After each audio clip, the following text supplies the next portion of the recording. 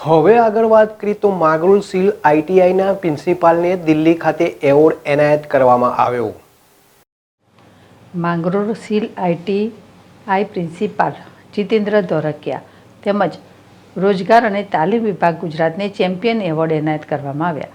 ભારત સરકાર તાલીમ વિભાગ કવેસ્ટ એલાયન્સ દ્વારા ફ્યુચર્સ લીગ્સ ફોરમ 2025નું સરકારના મંત્રાલય દિલ્હી ખાતે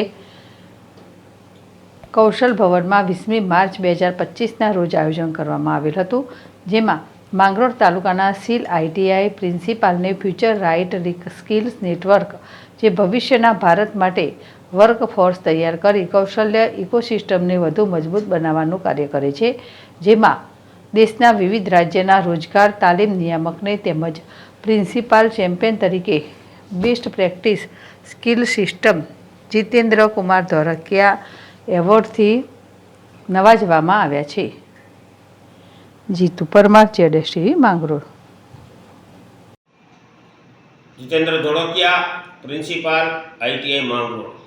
આઈટીઆઈ માંગરોળ ખાતે કુલ 7 ટ્રેડ ચાલે છે અને આ 7 ટ્રેડની અંદર ટીમ માંગરોળ દ્વારા સુદૃઢ તાલીમ આપવામાં આવે છે, જેમાં તાલીમાર્થીઓને સીલથી લઈ અને વિશ્વના કોઈ પણ ખૂણે પોતાની રોજગારી, સ્વરોજગારી, ઉદ્યોગ સાહસિક, ફ્રીલાન્સિંગ જેવા વિવિધ સ્કોપનો પરિચય કરાવવામાં આવે છે।